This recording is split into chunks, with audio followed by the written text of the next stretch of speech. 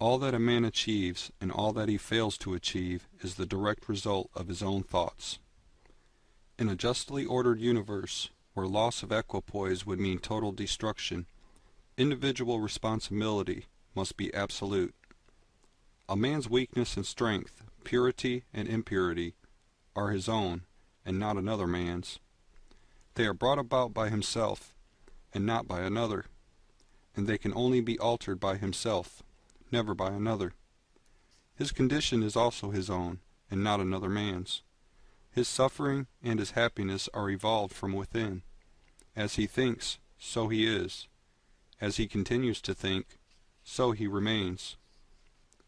A strong man cannot help a weaker unless the weaker is willing to be helped, and even then the weak man must become strong of himself. He must, by his own efforts, develop the strength which he admires in another. None but himself can alter his condition. It has been usual for men to think and to say, "Many men are slaves because one is an oppressor. Let us hate the oppressor." Now, however, there is among an increasing few a tendency to reverse this judgment, and to say, "One man is an oppressor because many are slaves. Let us despise the slaves." The truth is that oppressor and slave are cooperators in ignorance, and, while seeming to afflict each other, are in reality afflicting themselves. A perfect knowledge perceives the action of law in the weakness of the oppressed, and the misapplied power of the oppressor. A perfect love, seeing the suffering which both states entail, condemns neither. A perfect compassion embraces both oppressor and oppressed. He who has conquered weakness, and has put away all selfish thoughts, belongs neither to oppressor nor oppressed. He is free. A man can only rise, conquer, and achieve by lifting up his thoughts. He can only remain weak and abject and miserable by refusing to lift up his thoughts.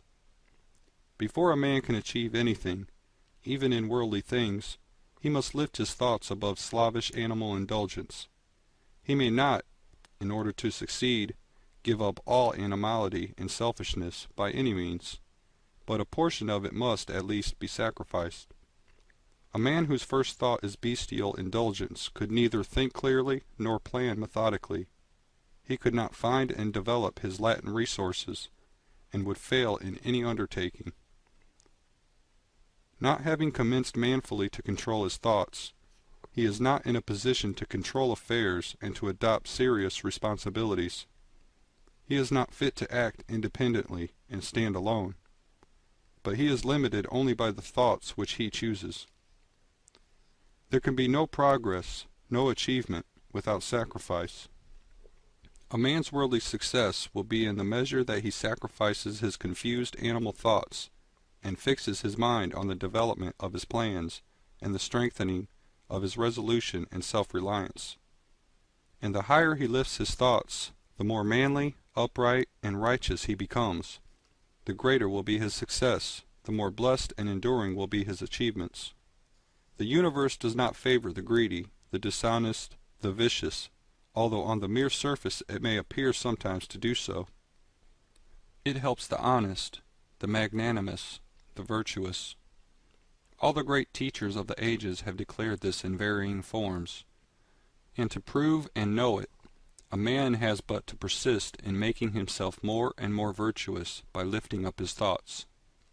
Intellectual achievements are the result of thought consecrated to the search for knowledge, or for the beautiful and true in life and nature.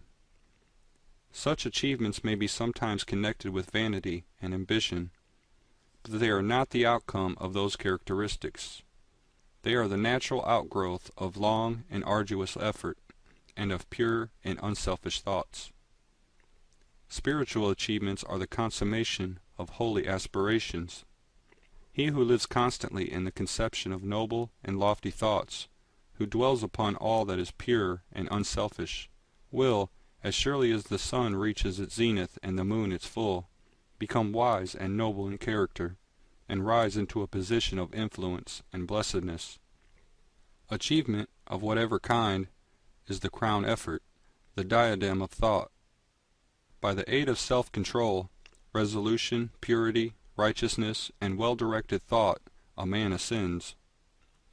By the aid of animality, indolence, impurity, corruption, and confusion of thought, a man descends. A man may rise to high success in the world, and even to lofty altitudes in the spiritual realm, and again descend into weakness and wretchedness by allowing arrogant, selfish, and corrupt thoughts to take possession of him. Victories attained by right thought can only be maintained by watchfulness. Many give way when success is assured, and rapidly fall back into failure. All achievements, whether in the business, intellectual, or spiritual world, are the result of definitely directed thought, are governed by the same law, and are of the same method.